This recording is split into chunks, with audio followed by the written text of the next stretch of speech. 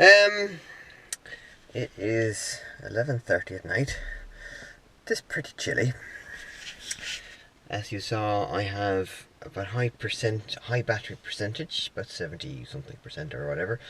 But since it's cold, I'd like my car to actually warm up in the morning. Now, after my last attempt at doing that, which you saw in the previous episode, one of my viewers actually got back to me and said that he does this every time, as in plug the car in, get the preheat working without actually adding to the battery percentage. And the way he does it, which is slightly different to the way I did it, is that he put his charge timer half an hour after the comfort timer.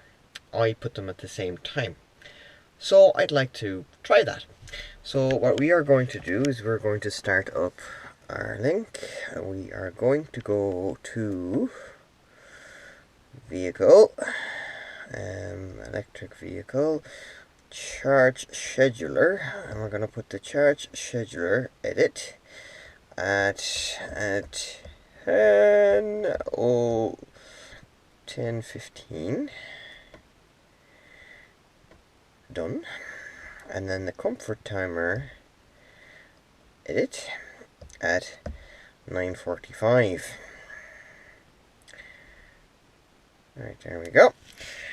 So, all going well, tomorrow morning my car should be nice and warm without actually adding to the battery percentage. So let's plug the car in and I'll see you guys tomorrow to see if this actually works.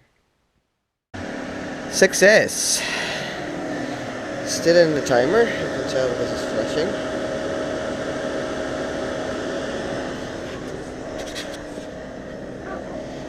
Pre-soaking process, 76%. Excellent. Time to unplug and go to work. We are defrosted. Well, more or less. There's still snow on the top, but the windscreen is nice and defrosted. So that worked like a charm.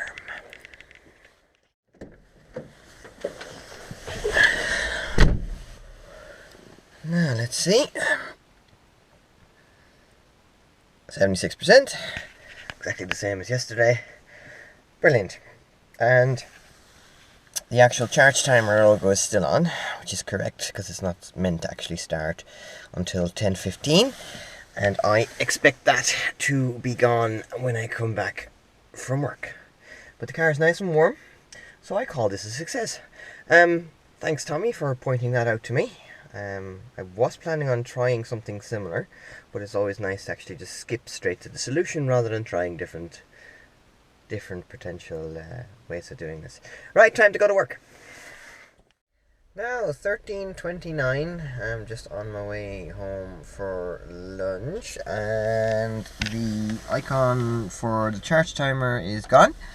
So the charge timer actually reset itself, which it does. The only reason why the charge timer wouldn't reset itself is if you actually used the, let's see now, charge scheduler, if you had used the calendar. Now if you use the calendar, you can specify exactly at what times the car can accept a charge, and that would be kept on no matter what happens or what time passes. But the one I always end up using is the middle one, so it'll charge at the allotted time. Make sure that the car is plugged in by then. If you aren't plugged in at that time, it will just turn itself off and it'll go back to always charging. Well, that's not very nice, is it? Welcome from a pretty wet Mallow. It's going down to the cinema last night and hit a lovely big huge pothole, which you should now be seeing. Immediately felt the car handled wrong, so I felt I had a puncture. I don't have the tire pressure monitoring system. So limped, tried the gel that comes with the car. Basically, once I inserted that, the only thing I heard was a hissing noise, so basically I knew that I had a pretty bad puncture. Mind you now, this particular contraption is quite effective in actually pumping up your tires, but in the case of an actual, I think I've got a torn, either a torn tire or a bent rim or both. Anyways, I am now waiting for the recovery truck. I called Renault Recovery, and they contacted the local recovery operator, who's now going to try and collect me. The only reason I'm parked sort of outside of a parking garage, I was inside the parking garage yesterday, is because the actual recovery truck can't make it down the parking garage, so I moved slowly out of the parking garage, as they said, 10 feet out of the entrance. It's a little more than 10 feet, but it's yeah, it's good enough. So yeah, no spare wheel. Not entirely sure whether that's worth the additional weight gain. So like other people, I might just have to have a look and a think and see what best solution I can have, because the potholes around here are quite substantial and something like this can happen. I just hope that it's only a tire, that I actually haven't damaged the suspension or anything like that. I was going about, I would estimate about 70 kilometers an hour, so it was a pretty decent speed when I hit that. Yeah. Anyway, I shall report back when the car is being recovered, and give you a damage report when I know more. Right, let's do this. Well, that was relatively painless.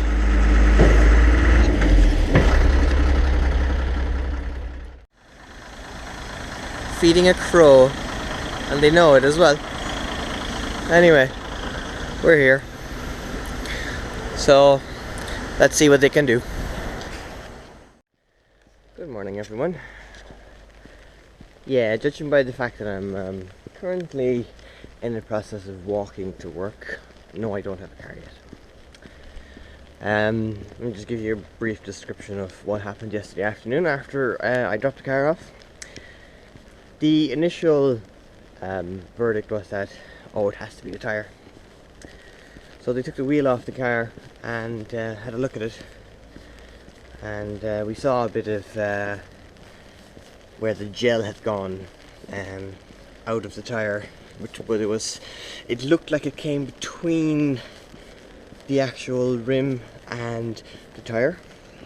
So on my request, they took the wheel off, or the tire off, and we actually found that the actual rim was completely bent.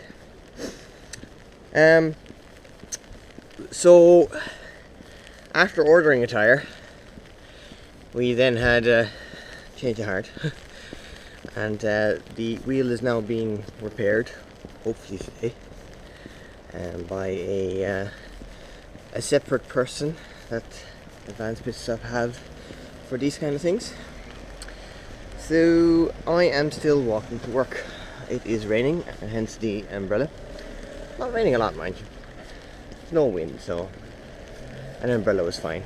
I really should be doing this more often anyway, rather than taking the car. However, I don't like walking or cycling next to, you know, exhaust fumes. I prefer to take my car.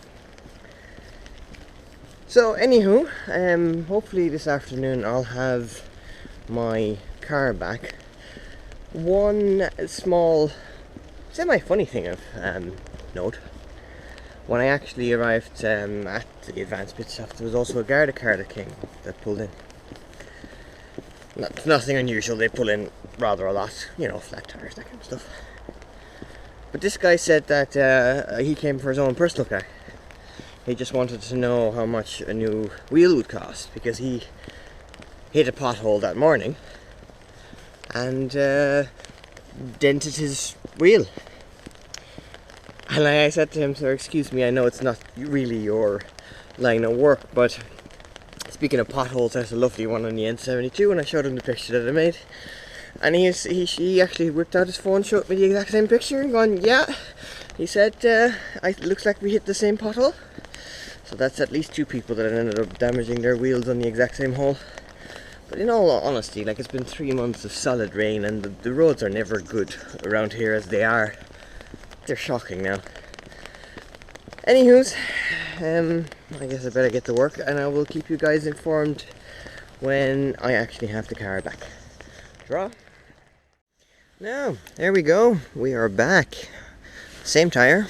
Still see some of the gel here. Same tyre, because the tyre was fine. Grand total damage, €80 worth of a alloy repair. Oh well, could be worse. The tyre, by the way, was €200.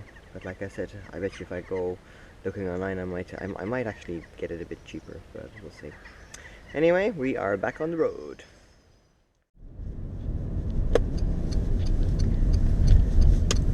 Now here we are, nearly at 35,000 electric kilometers, which is a bit of a interesting fact, as it is the 2-year target for my battery lease, and I am currently, I think, 7 months away from that. There we go, 35,000 kilometers. It looks like I definitely will have to increase my battery lease anyway. But there you go, 35,000 kilometers. Good evening. It is -1. It's cold. I'm going to Cork City tomorrow, and I don't need a charge. I've got about 86% left at the moment, but I would like to actually defrost my windscreen should it actually frost over. So I'm going to set my timers up to have a warm car tomorrow, but not actually get a charge. So I'll be leaving around 10 o'clock. I will be putting my comfort timer up for 10 o'clock, and I'll be putting my charge timer up for 10:30. That should do the job. So I'll talk to you guys tomorrow to see if it works. Good morning. It is about 9 o'clock, and it is cold. Yeah, this is proper solid. Yeah, proper solid ice. We've got about, set it to 9:45, the actual timer. Oh, sorry, 10 o'clock. So we have another about an hour before the actual car is to be ready. So we'll see when it actually starts making noise. I think it actually starts pre-soaking is what it's called. I think it actually starts sort of priming the air conditioning system earlier than that. But I'll check back in about half an hour, and we'll see what it's doing.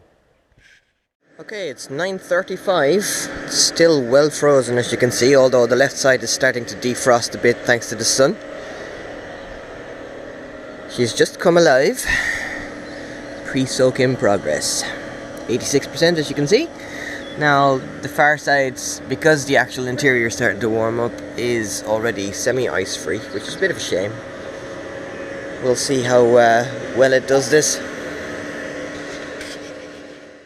Now as you can hear, it's still warming up, but as you can also see, it isn't charging. It's still on timer.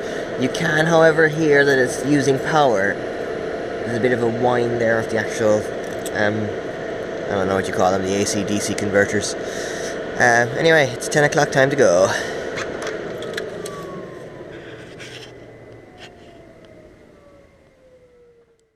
Currently driving down to Cork. It's 10:08, and if you notice, the actual charge timer icon is still on the dashboard. I'm expecting that to actually go away once the time goes past 10:30, which is the time I've actually set the timer. Now if I were to actually pull up to a charge point right now, the car would not charge as it's in timer. So just to keep that in mind if you're doing this little trick for yourself. Hello everybody. Whilst I enjoy the wonders of Cork City rush hour traffic, I just thought I'd share with you one last thing in relation to the breakdown that I had. This morning, I got a phone call from Renault customer service, and before the lady on the phone could actually say anything else, the first thing that came out of my mouth was, "Oh, I think I know what you're going to say." I was wrong. So after verifying my identity, she said this is just a customer service call in relation to the breakdown that you had on Thursday. And I went, okay. Did everything go okay? Are you all sorted? Are you happy? Which was a surprise to me, because what I was expecting her to say was that, sorry, the breakdown that you experienced wasn't covered by your actual policy, because it's not related to anything electric, nor is it a warranty issue. Although she did say that apparently my car is covered because of the warranty, which is a bit strange, or, well, not strange. I'm delighted with it, I have to be honest. I wasn't aware of this, and I'm still partly sort of doubting whether or not it's true.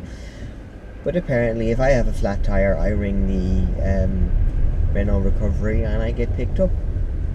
It's good to know. In either case, she basically just said, everything happy and you're back on the road. And I'm like, yeah, it went great. So this is the second time I had to make use of it. My first time being the chargers broken down in Newcastle West. And just like last time, I have to be very honest, they were very quick, very to the point, very easy to deal with. The service was good. The guys who collected me were brilliant. And I've no complaints. It's actually funny because most of the issues I have done with Renault customer service, and there haven't been that many, have actually been quite okay, which, judging by the amount of comments about Renault customer service, seems to be more of an exception rather than the norm. My luck, I guess. But as with any product, I don't really care too much about their excellent customer service, because if I have to make use of their excellent customer service, it means there's something wrong with their excellent product. I would rather just have a product and I don't have to bother with customer service. But sadly, I had one or two occasions where I did have to bother with customer service in this particular car. Right, on that note, that's the end of this episode. As per usual, thank you all for watching, and we'll see you all next time. I'm planning on doing, or I have to do, a bit of a longer trek this weekend. Should be pretty uneventful. We're basically going down to Wexford for another Irish EV Owners Committee meeting. And I'm going to try and do it in one charge. The last time I came down from Wexford, I stopped for 2 charges, and I'm going to try and do it in one. Which basically means conserving my power to the best of my ability, to only go to Waterford, then charge up there onto Wexford. Should be doable. But that'll probably be in the next episode. For now, thanks for watching, and see you guys again.